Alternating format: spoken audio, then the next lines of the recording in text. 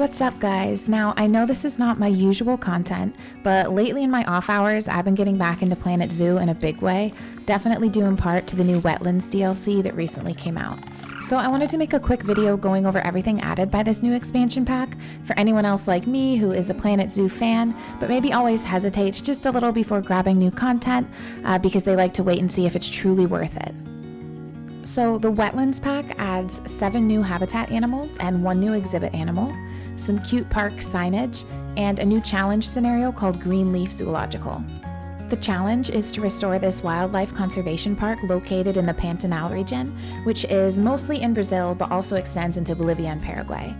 The Pantanal contains the world's largest wetland, and I feel like the Planet Zoo folks did a pretty good job representing it in-game. Now, personally, I never really do the timed scenarios or challenges. I'm more of a sandbox or franchise player myself, but for those of you who don't realize this, you can use the maps from any of the scenarios for your own zoo. So if you want to build a zoo in the challenging Pantanal terrain without doing a time challenge, you can do so in sandbox mode. I absolutely love this map that was added. If you load it in with all of the scenario items, it's kind of like a rundown abandoned wildlife sanctuary with a few buildings and exhibits still intact. It's a great canvas to build a new park on, just really beautiful. If you have played this map yourself, I would love to see your zoo, so feel free to send it to me on Twitter. Now, on to the animals added. Perhaps the most eagerly anticipated animal in this pack is the capybara. For their habitat, you don't need that much room at all, starting at only like 300 meters squared for one adult, although you can have up to 20 in a group, so you need a lot of room for that. But you do need a solid amount of shallow water for them to swim in, and guests can enter the animal habitat, which I opted against here because I didn't feel I had room to put a guest gate in. You can also combine them with quite a few other animals for interspecies enrichment. These are super cute. I just got my first litter of 2 babies and I am in love. Next up, we have the platypus, which is my personal favorite in this pack. These guys are fun to build a habitat for. They need about half as much water as land, and then half of that water needs to be at least 2 meters deep because they like to dive down. Once again, guests can enter this habitat, and you only need a 1-meter wall to keep them contained. The only downside is they prefer to be in groups of 3 or less, so you can't have a whole fleet of them, but these are up there for me with the cutest animals in the game. And then we have the Asian small-clawed otter. No offense to the giant otter from the aquatic pack, but these ones are way cuter. You can have a fairly large group, up to 16, and once again, you need a pretty short fence, although they will climb stuff, boulders and things like that, and jump out and make dramatic escapes. I'm always a big fan of habitats with underwater viewing areas, even though I'm bad at building those, but these otters are perfect for it since they spend most of their time swimming around.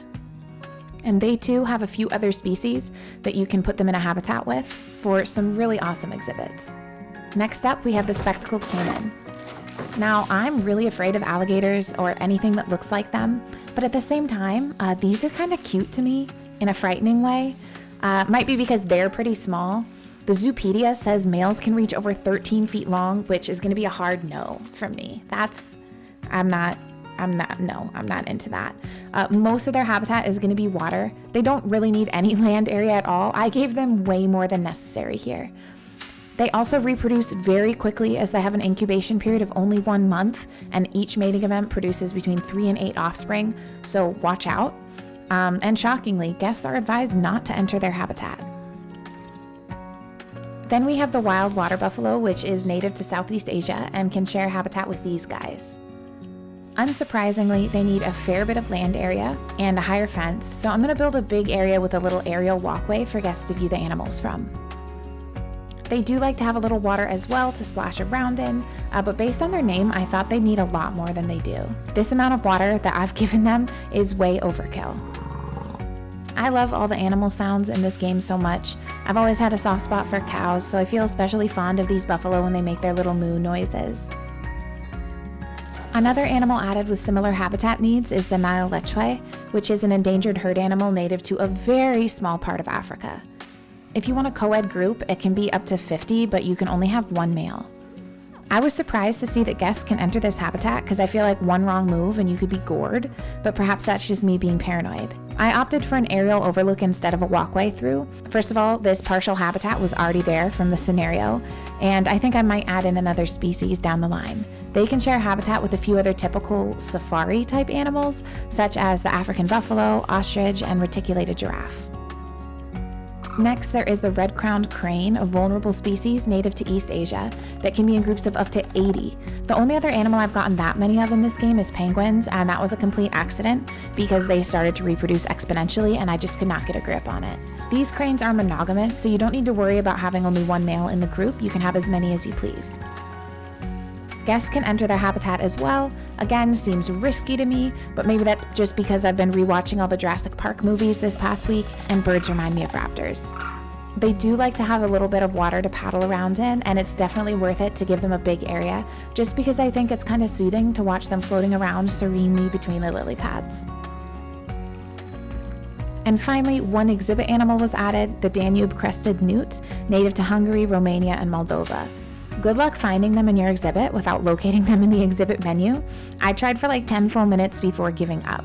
They don't do much, they kind of just sit there, but cool nonetheless. And actually I really like the way that this particular exhibit looks. So that's it for the new animals, but the Wetlands Pack also added a few new items.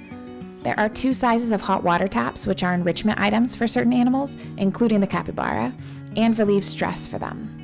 There's also a little submarine buoy toy that provides extra enrichment for animals that enjoy swimming and playing in the water. As for other items, there are no nature items or blueprints added by this pack, but you get 1 new statue and 20 new decals to decorate the new animal habitats with. Here all of them are at once. So that's it for the content added by the Wetlands DLC. Let me know down in the comments which is your favorite new addition to the game, and if you've built any cool habitats for any of these guys, feel free to send me a screenshot on Twitter.